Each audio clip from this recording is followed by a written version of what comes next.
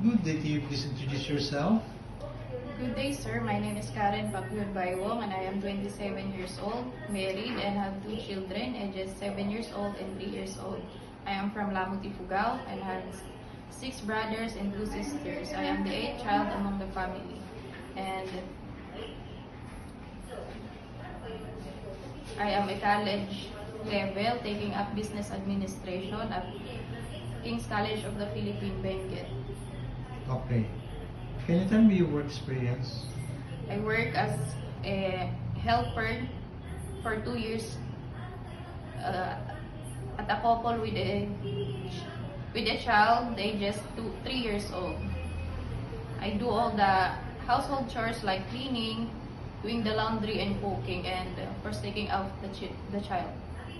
Okay. In your previous employer, how would you take care of the children, especially when sick? If the child is sick, I always check their temperature and I'll call the employer. I call my employer. Okay. How would you describe yourself? I am hardworking, honest, and responsible, sir. Do you have any tattoo? No, sir. Do you have surgery or serious sickness before? I don't have a sickness, sir, but I have a surgery 7 years ago. It is cesarean section. Okay. Do you have an allergy to certain food? No, sir.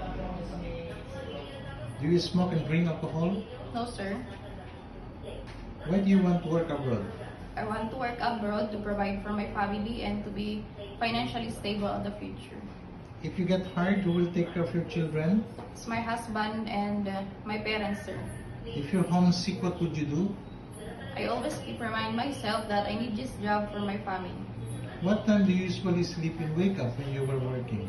I usually sleep at around 10 o'clock p.m. and walks at around 5 o'clock a.m.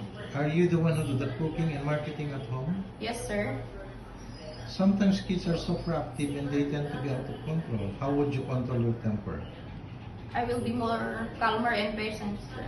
Do you accept no day off but to be paid instead by your employer? Yes, sir.